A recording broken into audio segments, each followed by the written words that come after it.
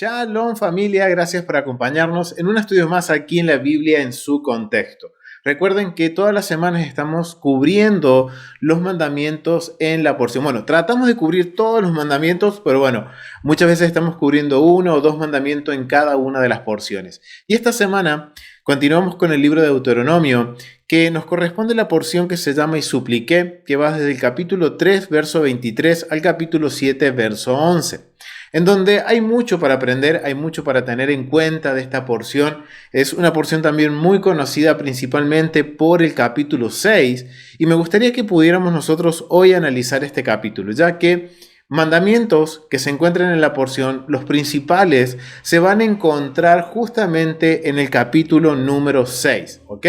Algo bien interesante que sucede con el capítulo 6 es que vemos que hay un relato. Recuerden que desde la porción pasada Moisés está haciendo un relato de todo lo que sucedió a la generación o lo que sucedió con Israel durante el desierto, desde el acontecimiento de los 12 espías hasta este punto que están a metros de poder entrar a la tierra prometida. Y recuerden que el libro de Deuteronomio tiene como contexto el libro de que es una renovación de convenio, en donde hay una nueva generación que está por entrar a la tierra prometida, una generación que no vio los actos maravillosos que hizo el Eterno con la primera generación de Israel.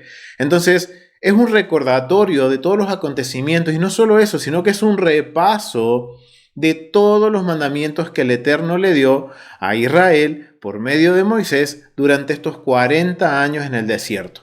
Y aquí en el capítulo 6 es bien interesante porque ahora entendemos por qué es podemos decir, la repetición de los mandamientos.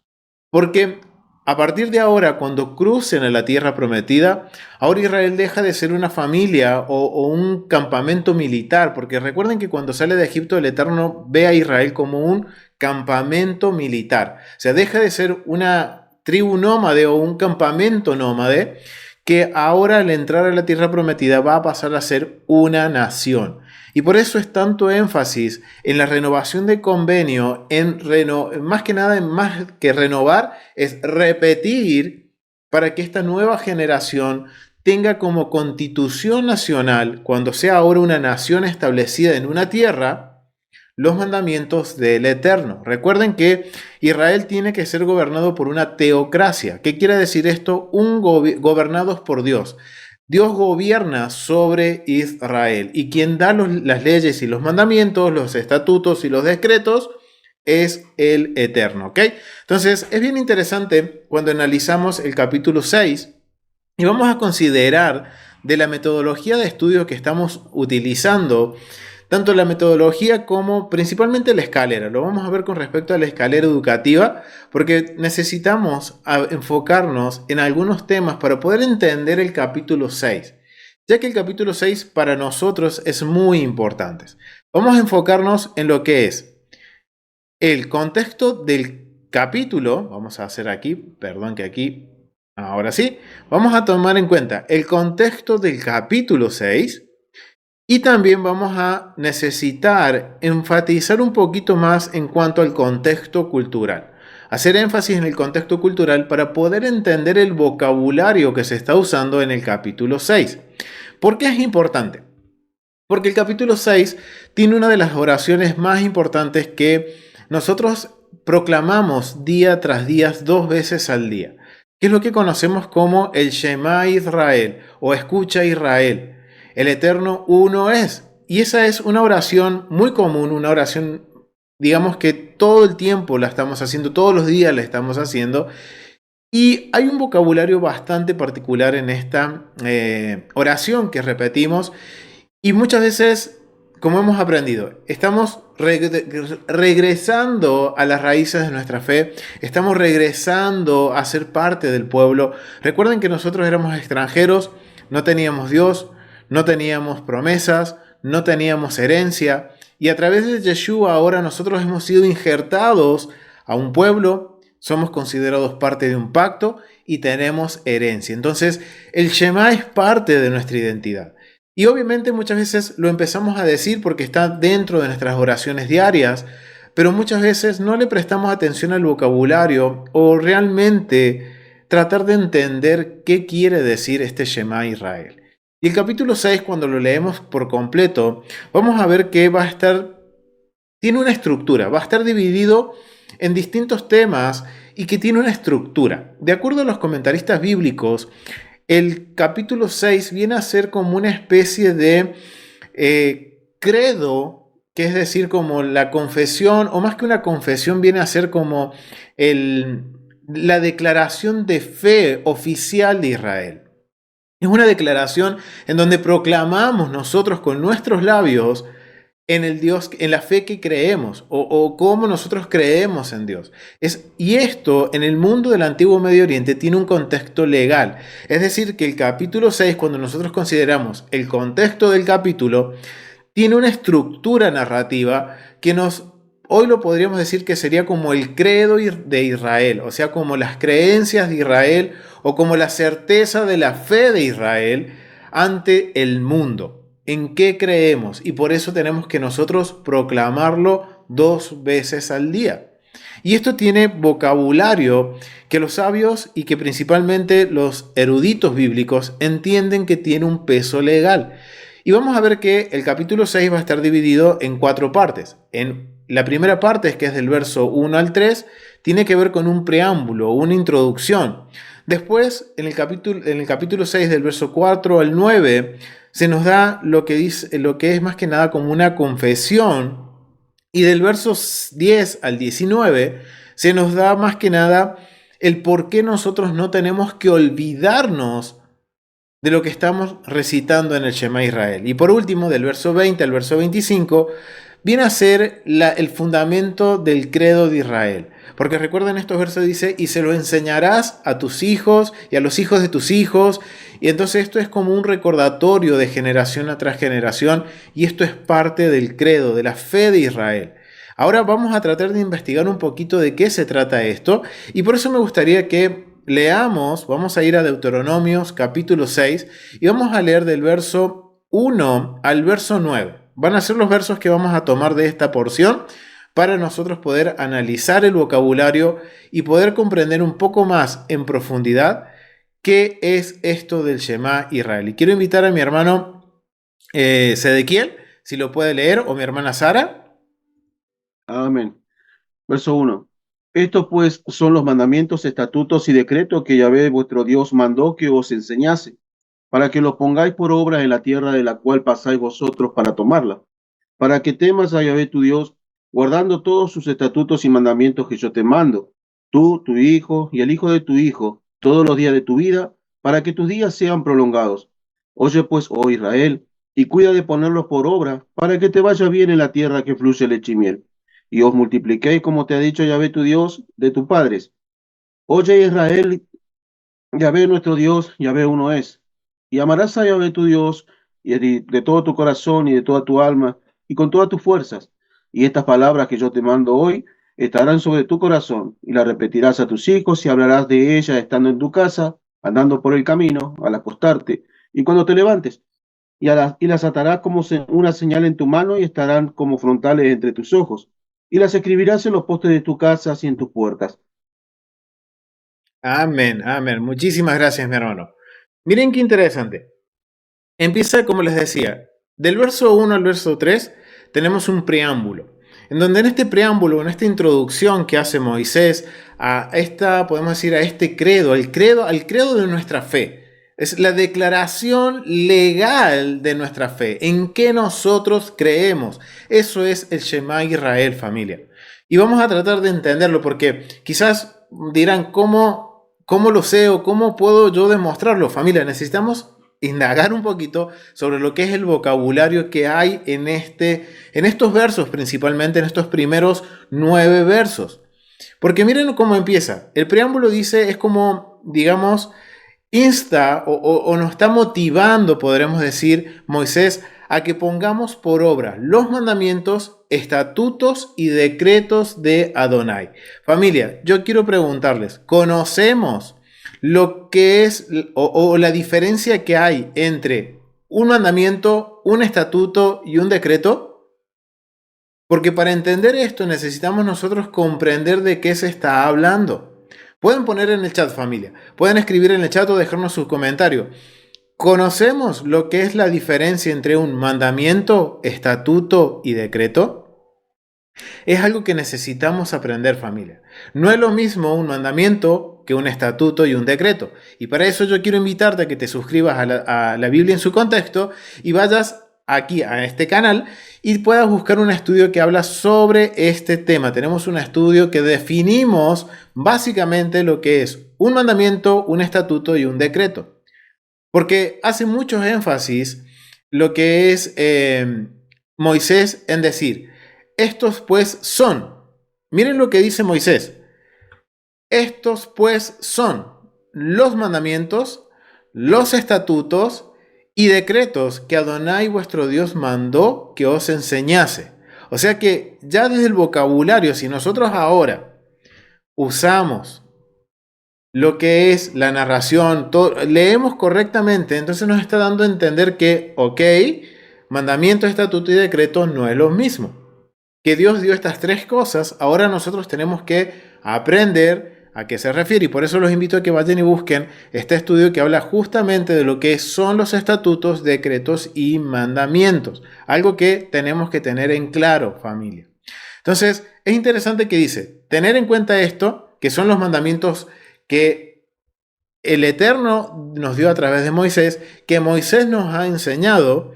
¿Para qué? Para que los pongamos por obra en la tierra que vamos a poseer para tomarla. O sea, que cuando entremos a la tierra prometida, Él nos dice, estos van a ser lo que ustedes van a poner por obra. Esto es lo que marca que ahora esta confesión podemos decir, esta declaración de fe es como el preámbulo o es la aceptación de la Constitución Nacional de Israel, que va a estar compuesta ¿por qué? Por los mandamientos, estatutos y decretos de Dios.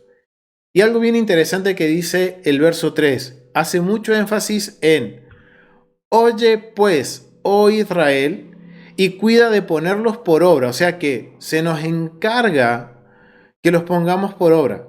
¿Para qué? Para que te vaya bien en la tierra que fluye leche y miel. Y os multipliquéis, como te ha dicho Adonai tu Dios, de tus padres. O sea que miren lo que está diciendo Moisés. Podríamos decir, nos está haciendo una invitación o nos está motivando principalmente a poner por obra los mandamientos de Dios. ¿Por qué? Porque si yo los pongo por obra, voy a ser beneficiario de las bendiciones del convenio. Por eso dice, lo resume de la mejor forma que lo puede resumir Moisés en este preámbulo es, si ustedes ponen por obra estos mandamientos, estatutos y decretos, es para que les vaya bien en la tierra que fluye leche y miel, es para que nos vaya bien, familia. Ahora entendemos que los mandamientos, como nos enseñan los sabios, no son cargas pesadas, sino que son consejos. Los mitzvot son consejos, en los cuales nosotros tenemos la decisión de tomarlos o dejarlos. Si yo lo dejo, no tengo, podemos decir, excusas para quejarme de que me está yendo mal en mi diario vivir o en mi caminar.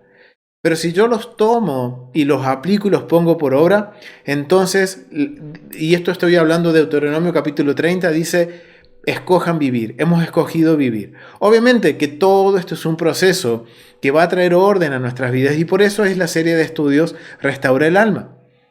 Porque cuando empezamos a estudiar los mandamientos, entonces empezamos a entender el carácter de Dios y principalmente empezamos a aprender a cómo darle mantenimiento a nuestra alma. En donde el mandamiento nos va a confrontar, en donde el mandamiento nos va a poner en orden y va a hacer que obviamente en momentos de nuestras vidas nos veamos en una situación caótica, pero no es por culpa del mandamiento, sino que es por culpa nuestra por no obedecer el mandamiento. Entonces, ahora estamos en ese proceso de restaurar el alma, de ahora tener la convicción, la fe, la emuná, la certeza de que Dios está en control y que ahora estamos aprendiendo a vivir una vida conforme a la voluntad de Dios. Y por eso le dice Moisés, oye Israel, escucha estas palabras. Oye pues, oh Israel, y cuida de ponerlas por obra, porque esto es lo que va a hacer que nos vaya bien. No solamente en lo exterior, sino también en nuestro ser interior. Entonces, es algo bien interesante. Cuando nosotros continuamos en los versos 4 al 9, está lo que podemos decir es la declaración de fe. Es algo que ahora tenemos que entenderlo y analizarlo porque, como les decía, es algo que nosotros pronunciamos mínimo 2 veces al día. En la mañana cuando nos levantamos y al anochecer cuando nos vamos a dormir, proclamamos y decimos estas palabras. Oh Israel, Adonai vuestro Dios, Adonai uno es. Y amarás a Adonai tu Dios con todo tu corazón y con toda tu alma y con todas tus fuerzas. Ahora, necesitamos comprender el por qué decimos esto. Y para poder entender este vocabulario, y es interesante familia, porque si yo les pregunto qué es amar, ¿ustedes qué me dirían? ¿Qué entienden ustedes por amar? ¿Qué es lo que ustedes entienden por amar? A ver, pueden ponerlo en el chat. ¿Qué es amar? Es una buena pregunta. Y no solo eso, tiene que ver también, dice, con todo tu corazón. O sea, ¿qué es amar? ¿Tenemos una idea de lo que es amar o lo que representa amar? Porque la percepción que nosotros tenemos de este lado del mundo de lo que es el amor es muy diferente a la percepción del Medio Oriente. Y miren, no estoy hablando del antiguo Medio Oriente, sino que estoy hablando de lo que es el Medio Oriente. Y exactamente, tiene que ver el amor con respeto, con lealtad, obedecer y escuchar. Ahora, es cómo podemos validar esto. Recuerden familia, no me crean nada de lo que les digo, sino validemos toda la información. Entonces vamos a considerar ahora lo que es el contexto cultural. Vamos a hablar un poquito sobre el contexto cultural para entender estas palabras como amarás con tu corazón, con todas tus fuerzas, con tu alma. ¿Qué quiere decir esto? Porque quizás nosotros esto lo podemos ver en un plano, podemos decir, que no tiene nada que ver con lo legal. Pero ahora cuando nosotros indagamos un poquito con respecto a esto, en cuanto a lo que es el contexto cultural, nos vamos a dar cuenta que hay un contraste muy grande en lo que nosotros creemos que es amor, que es el corazón y que es el alma. Vamos a darnos cuenta que hay una gran diferencia, familia. Es que vamos a considerar el contexto para nosotros poder entender ahora lo que es, podríamos decir, el contexto y poder entender también a los sabios qué es lo que se está diciendo con respecto a esto. Entonces vamos a ver lo que dicen el contexto cultural. Dice, el Señor es uno. Esta singularidad de Adonai es diametralmente opuesta a la multiplicidad de dioses en Canaán. ¿Qué quiere decir aquí el comentarista? Esto lo estoy tomando del libro de comentarios del del contexto cultural ilustrado de Zondervan de Deuteronomio. Y el comentarista hace esto bien interesante porque dice, esta singularidad de Adonai es diametralmente opuesta a la multiplicidad de dioses de Canaán, que en simples palabras, quitando lo académico, es un precedente contracultural con los dioses de Canaán. El Eterno es totalmente opuesto a la multiplicidad de dioses de Canaán. Incluso el único dios Pat en Egipto podría ser referido como el único dios en 90 y Adonai es el único dios, no un dios entre muchos. O sea, lo que entienden los comentaristas bíblicos cuando dice que el Señor es uno, es un precedente contracultural que se está estableciendo, en donde en la cosmovisión, y recuerde que cosmovisión no es algo cósmico, o estamos hablando de lo que es los signos del zodiaco y esas cosas. No. Cuando hablo de cosmovisión, es un vocabulario que está relacionado con la percepción del mundo, del cosmos, cómo las sociedades antiguas percibían que funcionaba el mundo. Y parte de esta cosmovisión de cómo funciona el mundo, por ejemplo, para los egipcios, recuerden, los egipcios tenían cientos de dioses, en donde había un dios, Pat, que era el único dios entre 90 dioses, o sea que era el dios que sobresalía sobre 90 dioses. En cambio, el Eterno le dice a su pueblo, Adonai es el único Dios. No es un Dios entre muchos, es uno y nada más que uno. No hay dioses, no hay otros dioses. Y esto es algo que a mí siempre me gusta decir, es como que vemos como el Eterno está configurando de nuevo a Israel. Porque recuerden que Israel había estado en esclavitud, estuvo 400 años en Egipto, se había sincretizado con la cosmovisión egipcia, entonces los israelitas pensaban como los egipcios.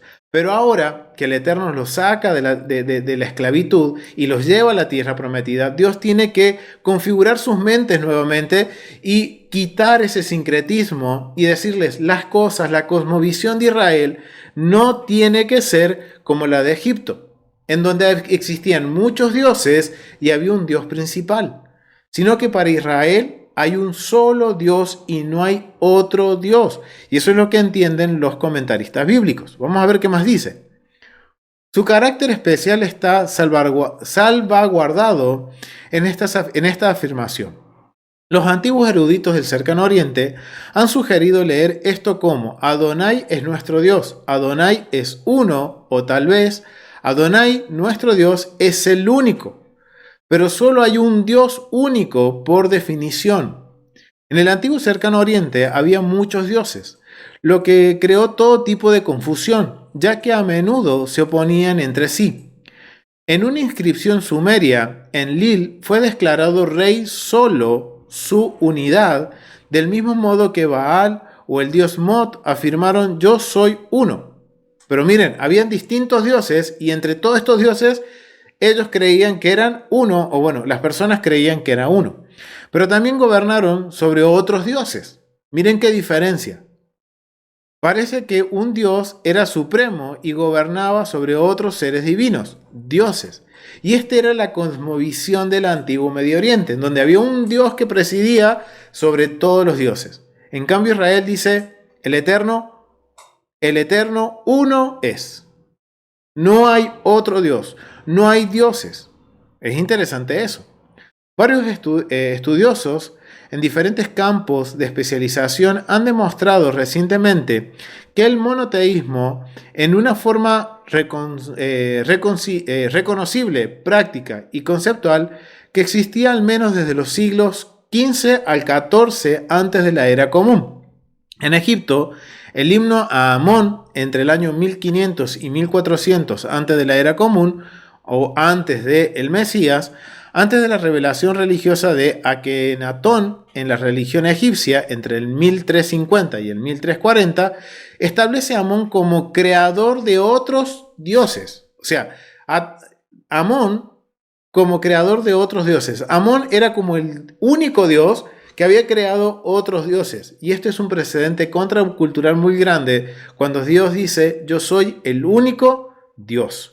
Akenatón intentó establecer al dios Solatón como el dios, degradando a todos los demás dioses a no dioses. Baines, que es un comentarista bíblico, reconoce el monoteísmo de Akenatón en Egipto como quizás el único caso de monoteísmo real. Prop argumenta convincente, pero cautelosamente, una presencia monoteísta en el segundo milenio.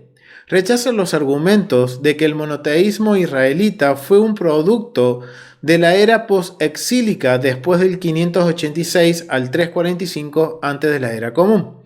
La religión egipcia en general rechazó el intento de Akenatón de negar la realidad de una multiplicidad de dioses y aceptó lo que Asman llama el enfoque de Ramesida, en el que la multiplicidad de deidades refleja, de hecho, varias formas y manifestaciones del único Dios trascendental, o trascendente, dice aquí.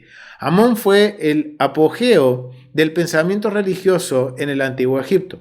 Él fue el creador de sí mismo que formó su propio cuerpo, el primer creador que nunca nació, sin paralelo y que supervisa todo. Pero es interesante ver que este dios egipcio se creó a sí mismo y creó a otros dioses.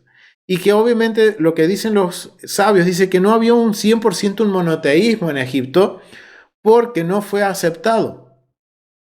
Y de acuerdo a lo que dice Asman, dice que había, sí, un dios que presidía, pero la gente aún creía en varios dioses. Y esto es algo bien interesante porque ahora entendemos este precedente contracultural. Ahora cuando nosotros conocemos el contexto cultural, vemos que la cosmovisión del antiguo Medio Oriente era en que había un dios que presidía sobre otros dioses que controlaban el mundo que las personas conocían. Y que esto generaba conflicto porque las personas no sabían cómo complacer a esos dioses. Eran tantos dioses que no sabían cómo complacerlos para obtener su favor o para quitar un juicio que había sobre ellos. O sea, yo me imagino vivir en estas sociedades con muchos dioses y me imagino que las personas se volvían locas sin saber cómo agradarles a sus dioses. Mientras que Israel es una nación totalmente distinta, una nación que debe conocer a su Dios. Es una nación que tiene el privilegio de conocer la voluntad de su Dios y que puede estar en contacto con su Dios, desde el sacerdote hasta la persona más humilde y más sencilla del pueblo. Todo el mundo conoce la voluntad de Dios. Y esta es la gran diferencia con el antiguo Medio Oriente, en donde Israel es una nación, vamos a ver que es totalmente distinta, hasta no solo en su manera de vivir, sino que también en su forma de creer o en su emuná, en su certeza, en la certeza de lo que creen.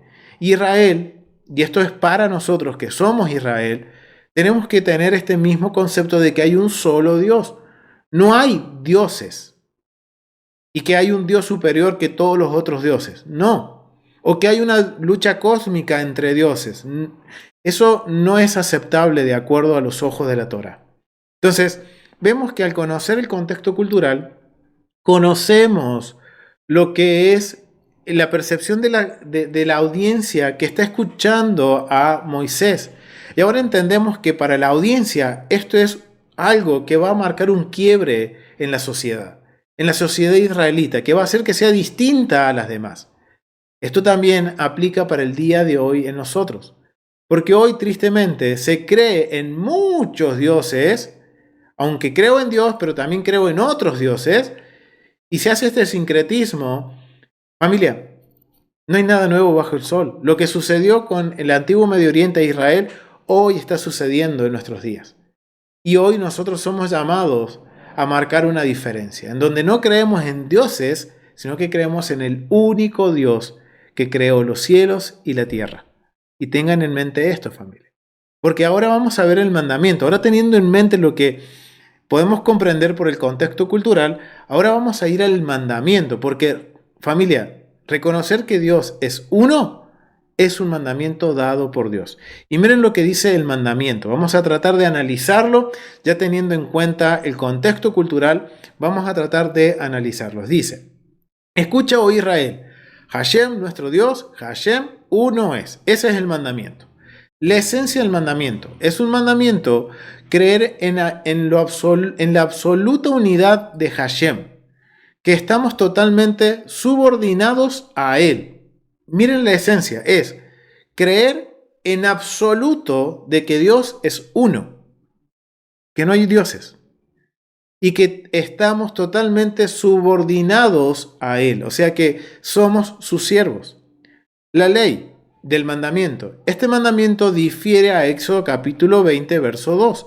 ¿Y qué dice Éxodo capítulo 20, verso 2? Vamos a ir a Éxodo, rapidito, 22, y dice, yo soy Adonai tu Dios, que te saqué de la tierra de Egipto, de casa de servidumbre. No tendrás dioses ajenos delante de mí. Ok, miren lo que dice. No tendrás dioses ajenos delante de mí. No te harás ninguna imagen, ni ninguna semejanza de lo que está arriba en el cielo, ni abajo en la tierra, ni en las aguas debajo de la tierra. No te inclinarás a ello, o sea que no va a haber dioses.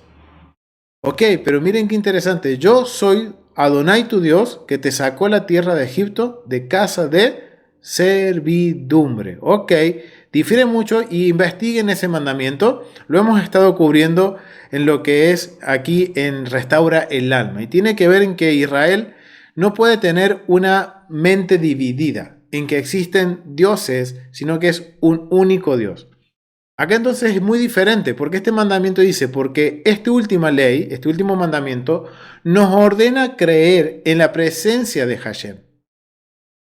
Mientras que este misbot nos obliga a creer en la unicidad de Hashem y su soberanía absoluta. O sea, cuando nosotros pronunciamos, y esto es algo que, miren, tenemos que tener en cuenta, cuando nosotros pronunciamos Hashem o el Eterno nuestro Dios, el Eterno uno es, estamos nosotros diciendo que creemos en que Dios es el único Dios que creó los cielos y la tierra, y nosotros somos sus vasallos. Él es soberano, Él es el rey soberano y no hay otro rey. Esto es bien interesante. Vamos a ver qué más dice el mandamiento. Es un mandamiento leer el Shema, que proclama la unicidad de Dios 2 veces al día, una vez por la mañana, cuando es el momento de despertar, y otra vez a la noche, cuando es el momento de acostarnos. Al decir el nombre de Hashem o del Eterno, uno debe tener en cuenta que Hashem fue, es y será siempre el Todopoderoso, soberano del mundo. Al decir la palabra Ejad, se debe de prolongar el sonido de la letra D, vendría a ser en el español la D, Ejad, para tener tiempo suficiente para contemplar que Hashem gobierna, y esto dicen los sabios, sobre los 7 cielos y una tierra, y reina sobre los 4 rincones del universo. ¿Qué quieren decir con esto los sabios? Que Dios, el Eterno, Hashem, es soberano en toda la creación, en todos los aspectos de la creación. Él es el único Dios y no hay otro Dios, familia. Y es por eso que es importante. Y miren, muchas veces estamos nosotros proclamando el Shema, estamos declarando el Shema Israel, pero no consideramos esto, porque muchas veces en nuestra mente tenemos esto que dice los sabios de que tenemos una división en nuestra mente en donde creemos que hay dioses buenos y dioses malos. Familia, cuando nosotros proclamamos el Shema es una declaración pública de que nosotros creemos en el único Dios creador de todo lo que conocemos. Los sabios lo expresan el creador de los 7 cielos, una tierra y de los 4 rincones del universo. O sea, todo lo que creó todo es un único Dios. Y eso es lo que dice el mandamiento, la interpretación del mandamiento, familia. Entonces, es interesante que al conocer la interpretación del mandamiento, vemos que nos está confrontando ahora en nuestra cosmovisión. Y esto tiene que ver con restaurar nuestra alma. Porque muchas veces caemos en este juego, familia, de atribuirle las cosas negativas ante nuestros ojos a cuestiones externas. Y es algo que hemos estado aprendiendo, que la verdad que muchas veces es por nuestra causa que vienen las cuestiones negativas o las consecuencias negativas por la desobediencia. Es por nuestra culpa. No es por la culpa del mandamiento ni la culpa del Eterno, es por nosotros. Entonces, muchas veces la salida fácil es escudarnos, no, es que es por culpa de.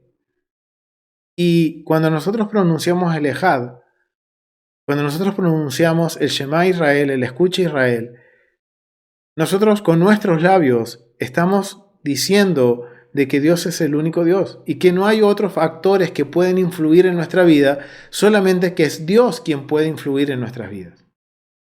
Y es interesante ver la opinión de los sabios. Quiero compartirles lo que los sabios dicen, y esto lo tomé del comentario de el Humash Art Scroll, del comentario del verso 4, que dice 1. Cuando dice, ¿qué entienden los sabios por 1? Percibimos a Dios de muchas formas. Es bondadoso, se enoja, es misericordioso, sabio, crítico, y estas manifestaciones aparentemente contradictorias convencieron a algunos filósofos de la antigüedad que deben existir muchos dioses. Uno de la misericordia, otro del juicio, y así, etcétera, etcétera, etcétera. Sin embargo, la Torá dice que el Eterno es uno y único. Hay una armonía interna entre todo lo que Él hace, aunque la inteligencia humana, miren lo que entienden los sabios, aunque la inteligencia humana no pueda entenderlo, esto también se entenderá en el final de los días. Quizás hoy nosotros no podemos entender, familia. Hoy no lo podemos entender de cómo hay un solo Dios que gobierna toda la creación. Quizás hay cosas que nosotros no podemos entender cómo funcionan en ese ámbito, pero dicen los sabios y tienen la esperanza que en el final de los días será algo que podemos entender. ¿Y qué tenemos que hacer nosotros? Escuchar y poner por obra, familia. Es lo que dice el Shema. Escucha y obedece. Escucha y como dice en el preámbulo de esta declaración de fe, de nuestra declaración de fe. Escuchar y poner por obra para que nos vaya bien, familia. No es tratar de entender los misterios del mundo, cómo funciona el mundo. Simplemente es escuchar y poner por obra.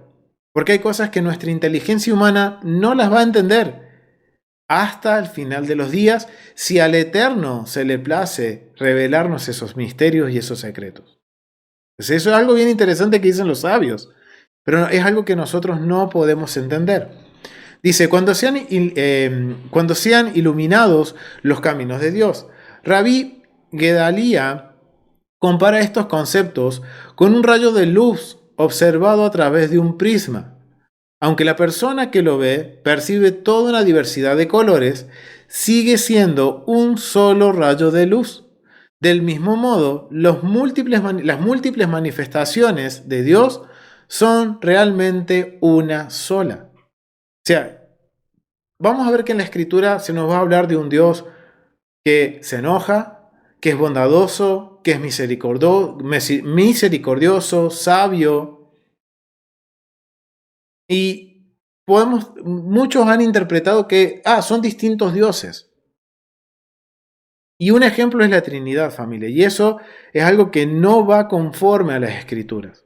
Porque hay un solo Dios que se manifiesta de formas múltiples que nuestra mente humana no puede entenderlo. Ni tratemos de entenderlo, dicen los sabios, porque es algo que si el Eterno se le place, en el final de los días se nos va a revelar ese misterio. Pero mientras tanto, el Eterno es uno solo y se va a manifestar de distintas formas.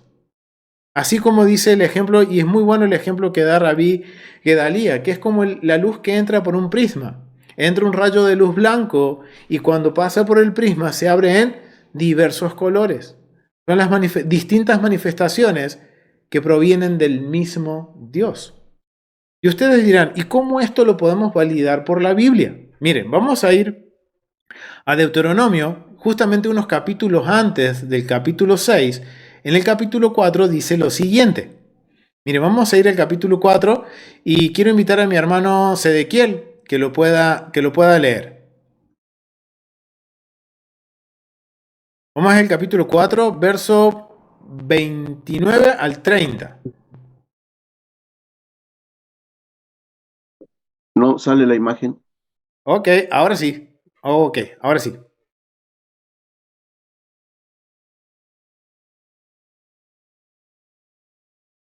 Bien. Mas si desde allí buscares a Yahvé tu Dios, lo hallarás. Si lo buscares en todo tu corazón y de toda tu alma. Cuando estuvieres en angustia y te alcanzaren todas estas cosas, si en los postreros días te volvieres a Yahvé tu Dios y oyeres su voz. Ahí Ok, está. no, disculpen, no es este el verso, es el que dice que hay un solo Dios. Acá.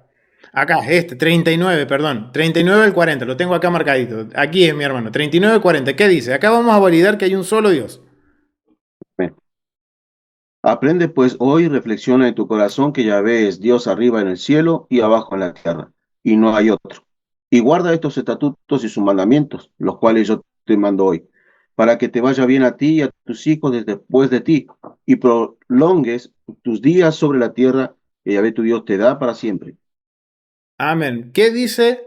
Aprende pues hoy. Gracias, mi hermano Sedequiel. Y reflexiona en tu corazón que Adonai es Dios arriba en el cielo y abajo en la tierra y no hay otro Dios. O sea, acá lo estamos validando unos capítulos antes. Nos está diciendo en Deuteronomio capítulo 4, verso 39 al 40, le dice a Israel una vez más, aprende pues hoy. Recuerden que ese hoy, familia, es atemporal. Y en el libro de Deuteronomio es muy común ver esta palabrita que significa hoy. que es algo atemporal, es algo que determina tiempo, pero que no tiene, que puede aplicarse tanto a la audiencia original en ese momento, como hoy a nosotros que estamos leyendo este libro, que estamos haciendo esta lectura y dice, aprende pues hoy. Hoy tenemos que aprender, familia, y reflexionar en nuestro corazón que hay un solo Dios, arriba en el cielo y abajo en la tierra, y no hay otro. En otras versiones en la Biblia, en la Dios habla hoy, me gusta más como dice, porque es un vocabulario más simple, donde dice, grábate bien en tu mente, no dice corazón, sino que habla de la mente, de que hay un solo Dios, uno arriba en el cielo y abajo en la tierra, y no hay otro. No hay otro Dios. Y que guardes sus estatutos y sus mandamientos, y lo mismo que estamos viendo acá, lo está repitiendo 2 capítulos posterior, en el capítulo 6, cuando dice exactamente lo mismo, para que nos vaya bien a nosotros y a nuestros hijos y a nuestra descendencia. Y esto es algo bien interesante. Entonces, tenemos bien en claro ahora qué es lo que está diciendo. Y lo estamos viendo en Deuteronomio, pero ¿saben qué? No solo en Deuteronomio lo vamos a ver. Vamos a ir al libro de Marcos. Vamos a ir al libro de Marcos, vamos a establecer la evidencia por 2 testigos. Y vamos a ir al libro de Marcos, vamos a ir al capítulo 12 y vamos a leer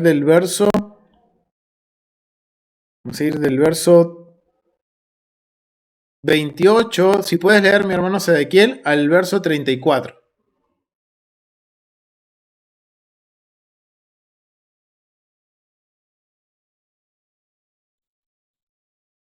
Dice, acercándose uno de los escribas que les había oído disputar y sabía que les había respondido bien, le preguntó, ¿cuál es el primer mandamiento de todos?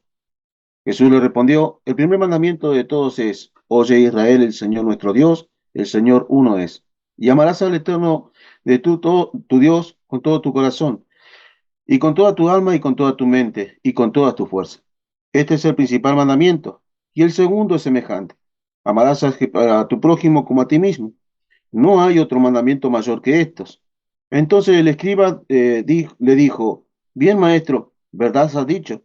Que uno es Dios y no hay otro fuera de él. Y el amarle con todo el corazón, con todo el entendimiento, con toda el alma y con todas las fuerzas, y amar al prójimo como uno mismo, es más que todos los holocaustos y sacrificios. Jesús entonces, viendo que había respondido sabiamente, le dijo, no estás lejos del reino de Dios. Y ya ninguno osaba preguntarle. Amén. Gracias, mi hermano. Miren qué interesante. Aquí es Yeshua con uno de los escribas. Un escriba es un abogado de la ley. Es alguien que conoce la ley. Y le pregunta cuál es el gran mandamiento. Y miren lo que dice Yeshua. Yeshua mismo está diciendo, oye Israel, el Señor nuestro Dios, el Señor es uno. No hay otro. Yeshua mismo está diciendo, hay un solo Dios. Y el escriba le dice, maestro, bien has dicho. Uno es Dios y no hay otro fuera de él. Así que tenemos 2 evidencias bíblicas de que como israelitas, como creyentes en el Dios de Abraham, Isaac y Jacob, y como personas que creemos en el Mesías Yeshua, no pueden haber dioses u otros dioses en nuestras creencias. No podemos estar teniendo una mente dividida en donde hay dioses buenos y dioses malos. Hay un solo Dios, del cual provienen todas las cosas. Lo bueno y lo malo es algo subjetivo a nuestra forma de ver el mundo. A cómo me afectan las situaciones pueden ser bueno o malo, pero de acuerdo a mi percepción. Y muchas veces juzgamos las cosas que nos suceden, buenas y malas, conforme a lo que me está pasando a mí, de acuerdo a mi persona, y nunca nos preguntamos, el Eterno, ¿para qué me hace pasar por estas situaciones? ¿Cuál es el propósito? Porque para el Eterno todo es bueno, para Él es todo bueno, y esa tiene que ser nuestra convicción, nuestra emuná. La fe, lo que nosotros decimos fe, que es la palabra hebrea emuná, se traduciría mucho mejor como la convicción de. Nuestra convicción, nuestra fe es que Dios es soberano sobre todas las cosas. Ya sea que sea bueno o malo para mi ojo, para mi forma de ver el mundo, Dios está en control de todo. Y por eso le dice el escriba, bien has dicho, maestro, porque un Dios hay y no hay otro fuera de él. Y esto es bien interesante porque Yeshua está reconociendo de que el Padre es Dios y que no hay otro Dios excepto el Padre. Y esto es algo bien interesante. Entonces ya tenemos dos evidencias bíblicas de que básicamente tenemos la evidencia de que ahora lo que dicen los sabios es lo que ahora nosotros lo podemos de alguna forma validar por la Biblia. No es solo la opinión de los sabios, sino que ahora vemos dos versos en la Biblia que nos dicen que Dios es el único Dios. Sumándole el Shema Israel, ya son tres familias. Y esa es, cuando nosotros lo incluimos en el Shema, es algo, familia, legal. Que nosotros estamos haciendo una confesión públicamente de que no creemos que existan otros dioses, sino que hay un solo Dios que es soberano sobre todo. Entonces esto nos va a demandar a nosotros ahora una coherencia en lo que digo, creo y hago, familia. Entonces es bien interesante. Entonces, ahora entendemos esto de lo que es uno. Y esto tiene que ver con un vocabulario en donde estamos reconociendo que el único Dios soberano es el Eterno, que es Hashem. Pero dentro de este vocabulario también vemos que dice, amarás al Señor tu Dios con todo tu corazón en el verso 5. Y en el verso 6 otra vez vuelve a repetir, y los pondrás sobre tu corazón. Ahora vamos a tratar de entender estas dos palabritas porque son muy importantes y nos van a marcar ahora el carácter de esta confesión, de esta declaración de fe que nosotros estamos haciendo. Miren lo que dicen los comentarios con respecto al contexto cultural, lo que se entendía con corazón y amar en el mundo antiguo. Porque como yo les dije al principio, ¿qué creemos que es amar? Y obviamente respondieron bien. Ahora lo vamos a validar y vemos cómo esto va a aplicar en la Biblia. Pero si preguntamos por lo general qué es amar, muchas veces lo asociamos con emociones, con sentimientos, con algo platónico, con maripositas en el estómago. Pero la verdad, familia, que en el contexto bíblico es mucho más profundo el concepto de amar y no es solo algo basado a emociones, sino que tiene que ver con algo legal, familia. Y miren lo que dicen los comentaristas con respecto a lo que es el amor y el corazón. El mandato de Dios de amarlo exige un amor decidido, un corazón enfocado y centrado solo en Él como Dios. Miren lo que dicen, y esto es un comentario de los comentaristas bíblicos, y la mayoría son cristianos, dicen, el mandato de Dios de amarlo exige un amor decidido, un corazón enfocado y centrado en Él como Dios. O sea, nuestro corazón, nuestra mente tiene que estar enfocada ¿en qué? En que Él es el único Dios. El concepto del corazón es central en la antropología teológica del antiguo Cercano Oriente. En un himno a Atón, el faraón dice, tú estás en mi corazón y no hay otro que te conozca. En Egipto, el corazón era nada más que el Dios que habita en el hombre. El corazón mismo habita en su santuario. Se decía que un adorador egipcio justo tenía a Amón en su corazón. O sea, miren lo importante, y ahora entendamos por qué el Eterno incluye este vocabulario en este credo de Israel, en nuestro credo como pueblo, en lo que nosotros proclamamos nuestra fe. Y esto va a ser un precedente también contracultural. Porque miren qué interesante, vamos a seguir leyendo qué es lo que dice.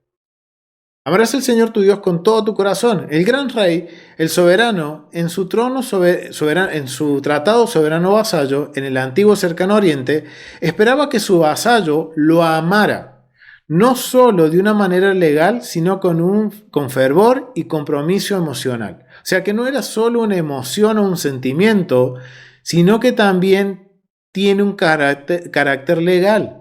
El amor tiene que ser visto en la Biblia con un carácter totalmente legal. La correspondencia entre los grandes reyes de esta época está repleta de expresiones de amor, el uno hacia el otro.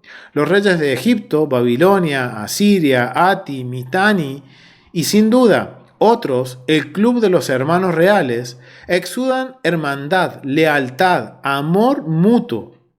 En los lenguajes hitita, el vasallo y su señor debían amarse como se amaban a sí mismo. ¡Wow! Eso es vocabulario que vamos a ver que en la Biblia aparece.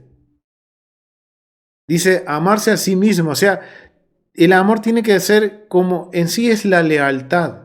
Es algo legal, un vínculo de lealtad, un vínculo legal es el amor. El amor hasta la muerte, el amor más grande. Se esperaba hacia el soberano del vasallo. Y se esperaba amor de los que rodeaban al rey, por ejemplo, Esarhadón, Asurbanipal, ya que amaban sus propias vidas. El vasallo debió odiar a los enemigos de su señor y el señor debió odiar a los enemigos de sus vasallos. Los súbditos del rey, su pueblo, debían amarlo. ¡Wow! Miren qué interesante, lo que es el amor. Si lo definimos de acuerdo al contexto cultural, el amor es de carácter legal. Tiene que ser con fervor y compromiso emocional. O sea, no es solo emoción, sino que tiene un vínculo. Es una conexión de vínculo, de lealtad, que establece legalidad en el antiguo Medio Oriente. Que vamos a ver que muchas veces los reyes, entre reyes, se hablan con un términos de hermandad o de amor, pero es porque un vocabulario que representa que entre ambos reyes, o acá cuando dice el club de los hermanos reales, existía una hermandad, existía una relación legal en la cual había protección de uno sobre el otro. Asimismo funciona con el Eterno y por eso dice, amarás al Señor tu Dios. ¿Por qué? Porque nosotros somos los vasallos y Él es el Rey soberano, el cual hizo un pacto con nosotros por inmensa gracia a través de Yeshua. Ahora nosotros somos parte de ese pacto. Entonces ahora, ¿cómo demostramos nuestro amor? Y esa es la gran pregunta que vamos a resolver.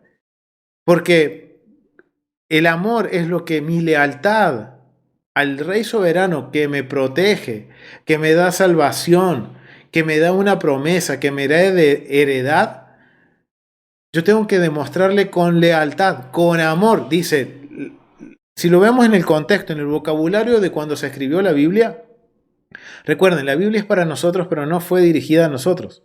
Cuando la Biblia fue escrita, la audiencia original entendía el amor como una relación de vínculo legal, en donde ahora el rey soberano establecía un vínculo legal con su vasallo. Y ahora nosotros estamos sujetos a la legalidad de ese convenio que hizo el rey. Entonces, ahora tenemos en mente esto, lo que es el amor. Ahora ya conocemos lo que dentro del contexto cultural representa el amor. Ahora, ¿qué representa el corazón? Porque vemos que en Egipto era muy importante también el corazón. ¿Y qué quiere decir esto del corazón? El corazón, en el sentido de la razón y la función cognitiva, es, con mucho, el órgano corporal más importante mencionado en el Antiguo Testamento. En la literatura ugarítica, el corazón a menudo se empareja con el hígado como los órganos internos de la alegría y la risa. Su uso en la traducción de Gibson retrata el corazón como el asiento de las emociones y los sentimientos. En la teología menfita de Egipto, el corazón del dios Pat funciona como un centro de pensamiento conceptual y sentimental a través de los sentidos. El corazón está emparejado con la lengua y el control de todas las extremidades. La lengua repite lo que el corazón formula, mientras que el corazón recoge información de todos los sentidos. Poner palabras en el corazón y el alma se expresa en juramentos de lealtad del antiguo Cercano Oriente, como en los tratados hititas de Mursili II y juramentos de lealtad al rey asirio Esarhadón. En un íntimo texto didáctico de sabiduría de los años 900 al 500 antes del Mesías, Un padre, un padre que se llama Can Najet, instruyó a sus hijos a escuchar sus palabras para ponerlas en su corazón. El corazón del faraón fue la clave de su pensamiento y comportamiento, y se menciona cientos de veces en la literatura del antiguo Egipto. Ok, entonces, ya sabemos que amar en el contexto cultural era una cuestión de legalidad. Ahora entendemos el por qué ahora esta confesión se torna en una, podemos decir, una confesión legal o en una declaración legal, en donde nosotros estamos asumiendo de que Dios es uno y demostrando nuestro amor, que es ahora esa lealtad al Dios soberano, reconociendo que Él es el único Dios, y dice que lo pondremos en nuestro corazón. Y esto, el corazón, no es el órgano que conocemos nosotros. En el concepto del antiguo Medio Oriente, el corazón viene a ser la mente, familia, en donde se almacena toda la información, de donde provienen las emociones, los sentimientos, los pensamientos, las creencias, todo proviene de aquí, familia, el mandamiento. Digo, el corazón, la mente. Porque este corazón es un músculo que solamente hace que el cuerpo circule sangre, se oxigene la sangre. Pero en el contexto del antiguo Medio Oriente, la mente era considerada el corazón, de donde se emana todo, hasta lo que la boca habla. Dice, lo que la boca habla, literalmente, como dicen aquí, la lengua repite lo que el corazón formula, mientras que el corazón recoge información de todos los sentidos. Está hablando de la mente, familia. Entonces, ahora entendemos que cuando nosotros proclamamos el Shema Israel y decimos que esté sobre vuestros corazones, que no solo eso, sino que también con todo nuestro corazón, es con toda nuestra mente, o sea, con todo nuestro pensamiento, estamos reconociendo que Dios es uno y lo amaremos con todo nuestro corazón. Le seremos leales, le vamos a ser leales con todo nuestro ser. Con todo lo que nosotros pensemos, tenemos que ser leales a Dios. Ahora vamos a ver el mandamiento. ¿Qué es lo que nos dice el mandamiento? Porque no solo es creer que Dios es uno en mandamiento, sino que también amar a Dios es un mandamiento. Y este misbot canaliza todos nuestros deseos y emociones hacia el amor, a la lealtad de Hashem. O sea, todo lo que deseamos, todas nuestras emociones, todos nuestros pensamientos, tenemos que sujetarlos a Hashem, al Eterno. Leyes. El verdadero amor de Hashem solo se le puede lograr cuando uno está completamente y continuamente involucrado con Él. Y todo lo demás en la tierra se considera tribal. Además, uno puede amar a Hashem solo, y esto a mí esto en la verdad, familia, a mí me llama mucho la atención. Además, uno puede amar a Hashem solo en proporción a la medida del conocimiento que uno tiene de Él. Y quiero hacernos una pregunta. ¿Cuánto conocemos del Eterno? Familia, necesitamos conocer del Eterno, conocer quién es Él. Porque es la única forma que yo puedo decir, yo amo al Eterno, yo amo a Dios. Yo no puedo amar sin conocer quién es Él. Y miren cómo interpretan los sabios el amor a Hashem. La lealtad a Dios, mi lealtad va a ser conforme a la proporción del conocimiento que yo tenga de Él. ¿Qué demanda esto, familia? Que tengo que estudiar, que tengo que conocer quién es Él. Y ahora entendemos por qué le estamos haciendo tanto énfasis a estudiar los mandamientos.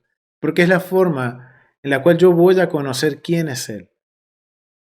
Hoy literalmente podríamos decir, amamos a Dios con lo que estamos aprendiendo hasta ahora. Podemos decir, ¿amamos a Dios? La respuesta correcta sería, estamos aprendiendo a amar a Dios.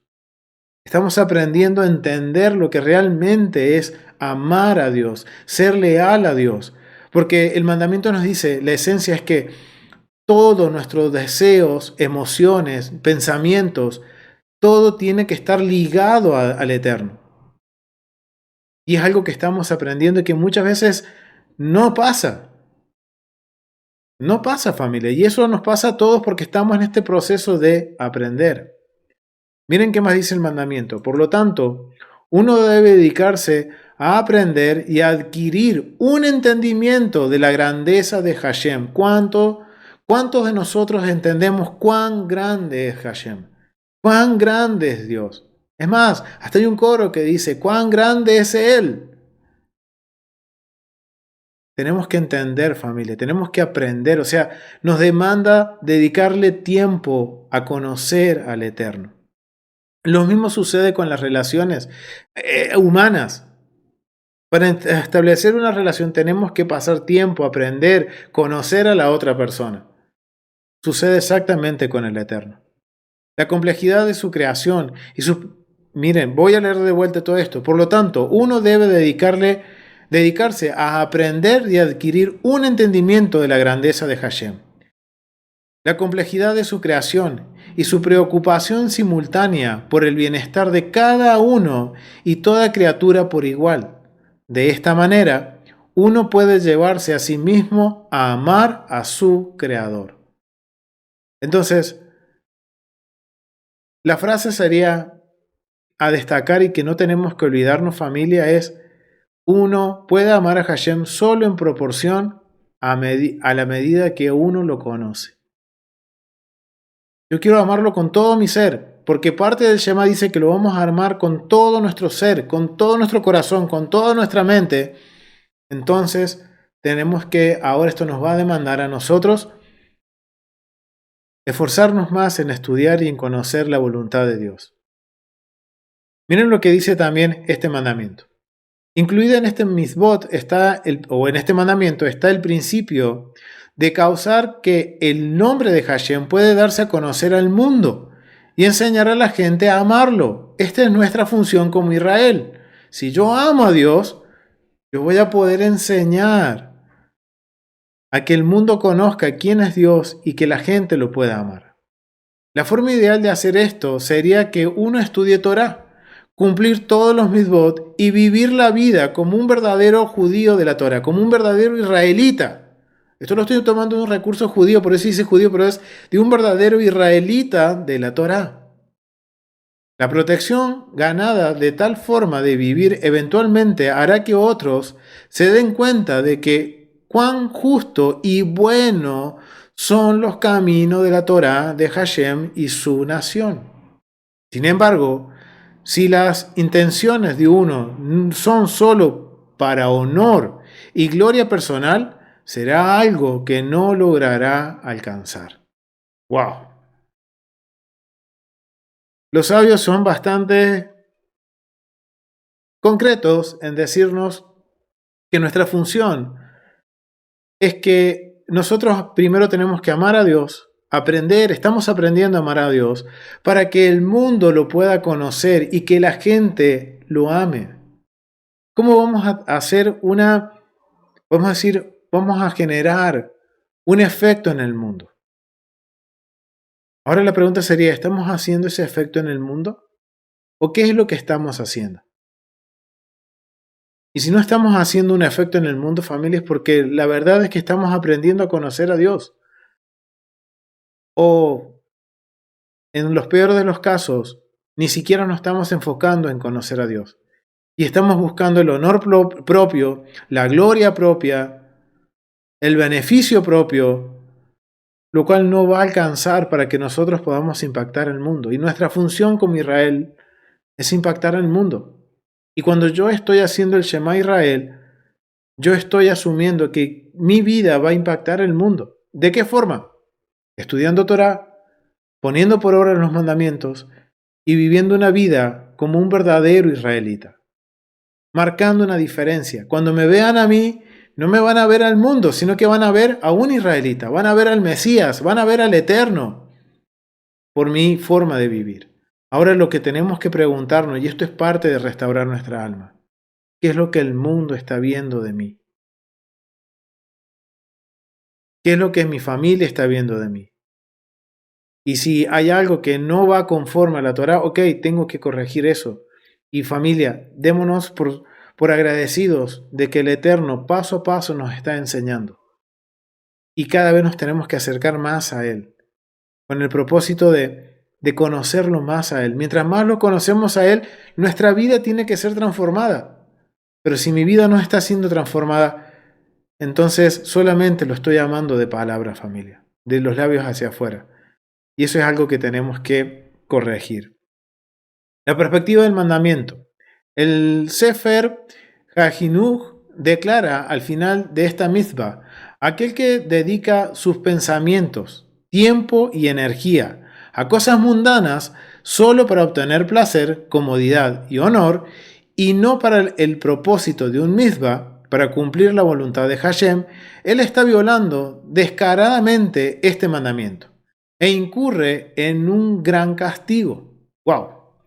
Si nos detuviéramos a pensar en este mandamiento por un minuto y tratáramos de considerarlo con la misma importancia que hacemos con los mitzvot de Sukkot, del tocar shofar, de comer pan el de no comer levadura durante Pesaj, podría tener un efecto positivo en la forma en que vivimos el resto de nuestras vidas.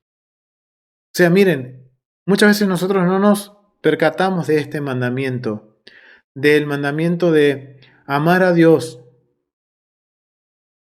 Nos enfocamos más en mandamientos del azúcar, de cómo hacer el azúcar, del chofar, de comer o no comer levadura. Hasta, familia, muchas veces ni siquiera nos enfocamos en estos mandamientos, sino en cómo se embellece el mandamiento, en los adornos del mandamiento, pero no nos enfocamos en este mandamiento de amar a Dios. Y que si realmente nosotros nos enfocáramos por un minuto, dicen los sabios, en la importancia de este mandamiento, dice que esto generaría un efecto positivo en la forma en que viviríamos el resto de nuestras vidas.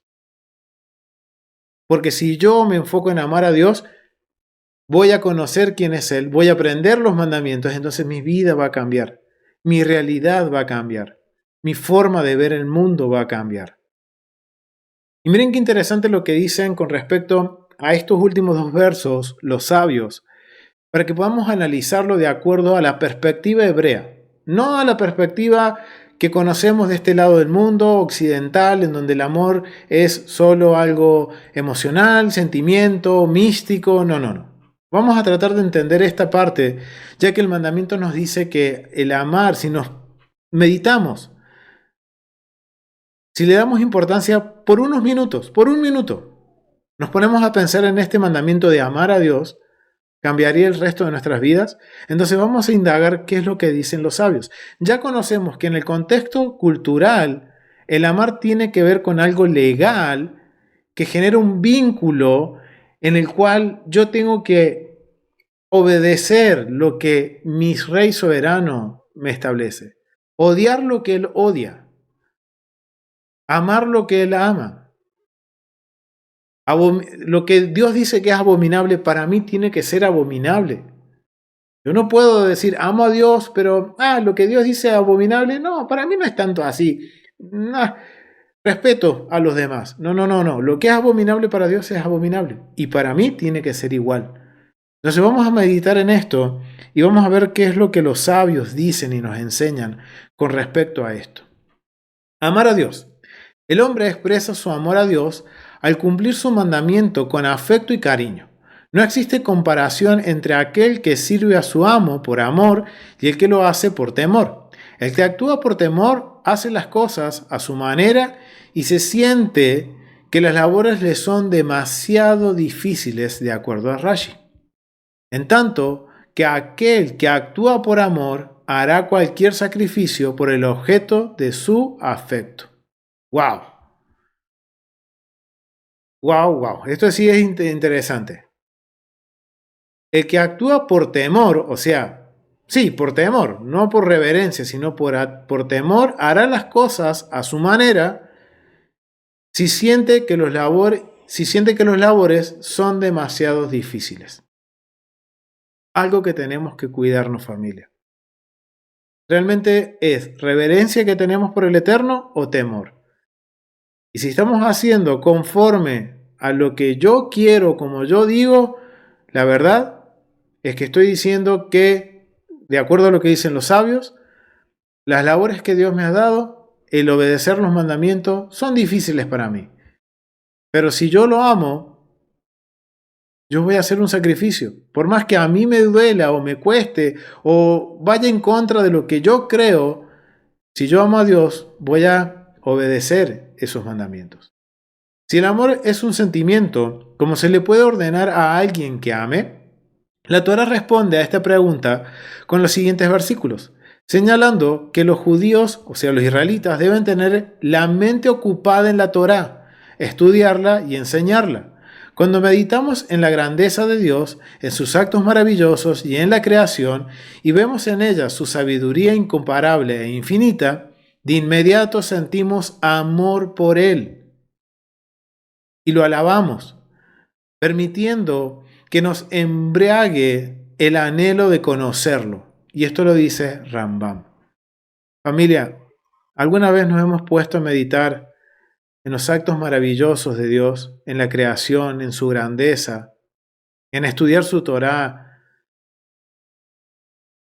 ocupar nuestra mente en la Torá? Miren lo que dicen los sabios: si ocupamos nuestra mente en la Torá, en estudiarla, en enseñarla, en meditar en las grandezas de Dios, en sus actos maravillosos y en la creación, vamos a sentir amor por Él, vamos a conocer quién es Él y le vamos a alabar y vamos a querer conocerlo más. Ahora nos tenemos que preguntar, a la hora que yo veo la creación, ¿qué es lo que estoy viendo? ¿Qué estoy buscando en la creación? ¿Conspiraciones? ¿Estoy buscando distraerme? Familia, lo que nos están queriendo decir los sabios es que cuando uno se enfoca por completo en conocer a Dios, no solo va a estudiar la Torá, sino que también vamos a estar meditando en las grandezas que Dios hizo. Y ahora vamos a entender por qué en el Shema se dice que tenemos que recordar. Porque el recordar es meditar en esas grandezas que Dios hizo, que nosotros no vimos, familia. Nosotros no vimos cuando el Eterno nos sacó de Egipto. No lo vivimos, ni nuestros padres, ni quizás ni nuestros antepasados. Pero al recordarlo, estamos meditando en las grandezas de Dios, en sus maravillas, en la creación. Eso es algo bien interesante. Cuando dice con todo tu corazón, los sabios interpretan el término corazón como una metáfora de la sede del deseo y las aspiraciones. Y las aspiraciones. Ama a Dios con tus dos inclinaciones. Miren lo que dice: ama a Dios con tus dos inclinaciones, la de obrar el bien y la de obrar el mal. Esto significa que uno debe amar a Dios siguiendo su inclinación hacia el bien para realizar los mandamientos y rechazando a su inclinación maligna para pecar. Por otro lado, la inclinación maligna se refiere a los deseos mundanos del hombre, es decir, el deseo por la comida, la bebida, la gratificación física y además. Al canalizar también estos impulsos para servir a Dios, le servimos con ambas inclinaciones de acuerdo a lo que dice Rambam. ¿Qué quiere decir?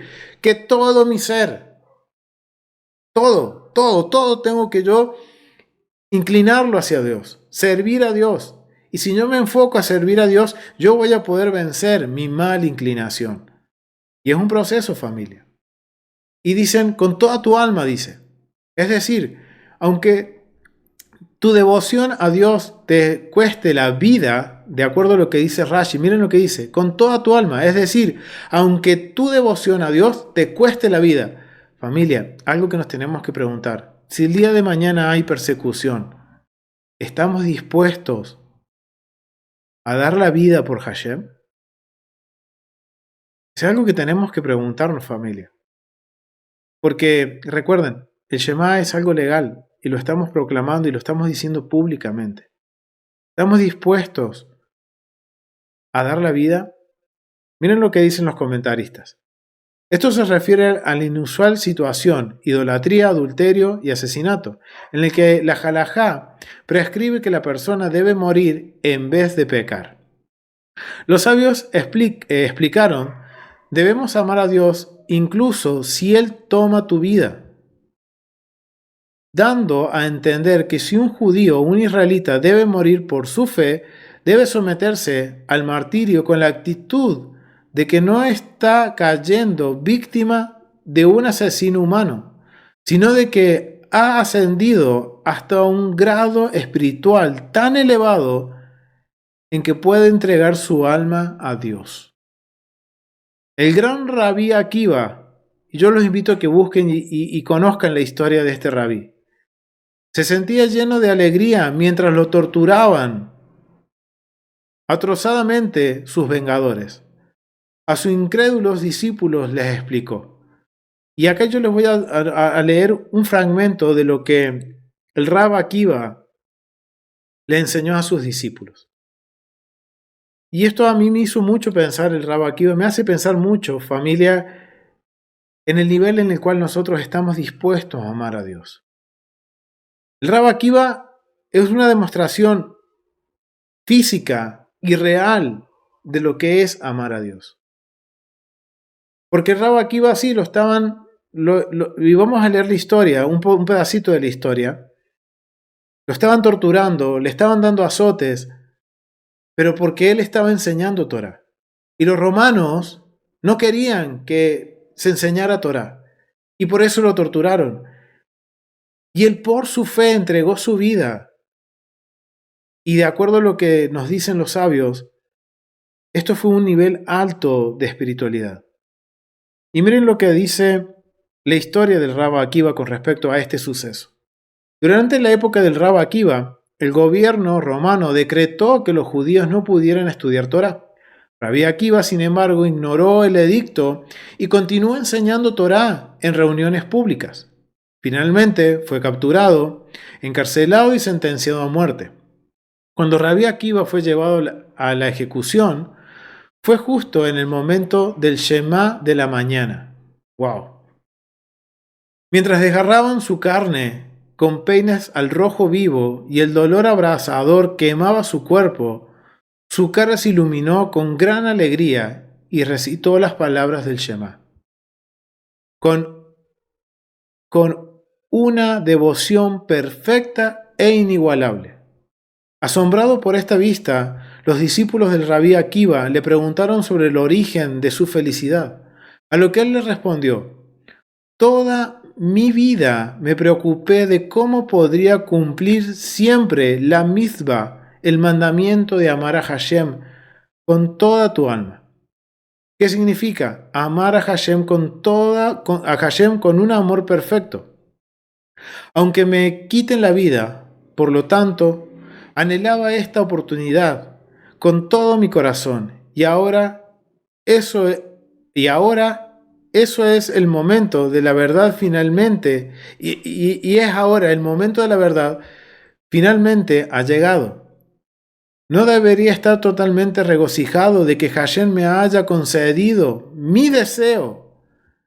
En realidad de poder cumplir esta mitzvah. ¡Wow! Palabras fuertes del Rab Akiva. Familia, ¿cuántas veces nosotros, y esto tiene que ver con nuestra alma, cuántas veces pasamos por un momento difícil y lo que más queremos hacer es tirar la toalla con respecto a nuestra relación con Dios? De abandonar el camino, porque se nos hace difícil, porque estoy solo, porque nadie me entiende, porque soy el bicho raro o soy el que voy en contra de lo que va la corriente. ¿Cuántas veces no nos hemos planteado en decir, ok, voy a tirar la toalla? Y decimos amar a Dios, familia. Yo creo que la historia de Rab Akiva es una inyección a nuestra fe de decir, ok, Dios está en control de todas las cosas. Rab Akiva entendía eso. Miren lo que dice Rambam. De acuerdo a Rambam, tu alma se refiere a la sede del intelecto, dando a entender que la persona debe dedicar toda su capacidad e intelecto a amar a su Dios. Y con todos tus recursos. Miren, vamos a ver que en muchas versiones dice con todo tu ser, pero en el hebreo dice con todos tus recursos. Es decir, aunque el amor a Dios te haga perder todo tu dinero, hay gente que arriesga su vida para salvar su dinero, incluso aquellos que ponen su riqueza por encima de sus vidas, deben poner el amor de Dios por encima de todo, dice Rashi. Wow. No está hablando, nosotros en la Biblia en español dice todo tu ser, pero cuando vemos la traducción literal del hebreo dice con todos tus recursos. ¿Estamos dispuestos a perderlo todo por Dios? ¿Estamos dispuestos al Rabba Akiva, como hizo Rabba Akiva, de entregar su vida por Dios? Y eso son cositas que tenemos que ir entrenando. Por eso, yo como les decía anteriormente, familia, no podemos decir que amamos a Dios. Estamos aprendiendo a amar a Dios. Es lo más sincero que podemos decir. Y proclamamos el Shema porque queremos aprender a amar a Dios. Y ahora estamos entendiendo lo que significa el Shema Israel. Es nuestra confesión de fe. Es lo que nosotros ahora con nuestros labios estamos jurando, estamos como se decía, decretando, estamos jurando con nuestros labios que amamos a Dios y que Él está sobre todas las cosas. Ya sea que lo que nos esté sucediendo sea bueno o malo, como les dije, eso es cuestión de perspectivas. Él está en control de todo eso. Y que cuando estamos en una situación, le pedimos respuestas y quizás la respuesta que recibimos no es la que nosotros deseamos, tenemos que tener la certeza, familia, de que el Eterno es el Eterno, a pesar de que la respuesta no me sea favorable. Y eso es lo que tenemos que aprender. Y eso va a hacer que nuestra alma sea transformada y cambie nuestra forma de ver. Ahora entonces, cuando yo proclame el Shema Israel, tengo que meditar en esto, en que mi alma tiene que ser cambiada porque estoy conociendo al Eterno. Estoy aprendiendo a amar al Eterno. En donde sé que todo está bien, porque Él está en control de todas las cosas. Aunque yo no entienda, Él está en control de todas las cosas. Y podríamos resumir entonces el Shema, podríamos resumir lo que hemos estado aprendiendo el día de hoy con 3 frases, y voy a tomar estos conceptos de este recurso. Escuchar, amar y vivir. Escuchar. Miren, familia, el escuchar es algo conciso que el Eterno nos pide. Que literalmente escuchar el Shema es prestar atención para conocer a Dios. Moisés no nos llamó a sentir. El Eterno no puede ser conocido por experiencias místicas, familia. ¿Quiero conocer a Dios? Tengo que estudiar. Tengo que orar, pero también tengo que estudiar. Amar es un término legal del antiguo Medio Oriente que representa lealtad, no es un sentimiento o una emoción. Y vivir es poner por obra. Debemos mostrar lealtad total al pacto en todos los aspectos de nuestra vida. En esas 3 palabras, en esos 3 conceptos, resumimos ahora lo que es el Shema. Podríamos resumir lo que es el Shema. Es escuchar, poner atención, algo concreto. Ser leales a Dios y poner por obra lo que Él nos ha ordenado. Con toda nuestra vida, con todos los aspectos de nuestro ser. ¿Para qué? Para no olvidarnos. Y la pregunta es ¿por qué el Eterno dice para que no lo olvide? El entusiasmo inicial suele desvanecerse con el tiempo. Y este concepto es bien interesante y acá vamos a hacer una cosita, voy a editar aquí, editar el texto. Dice, El entusiasmo inicial suele desvanecerse con el tiempo. Cuando la voluntad se desvanece, demuestra que el entusiasmo inicial era poco más que una atracción por el descubrimiento. Una buena definición.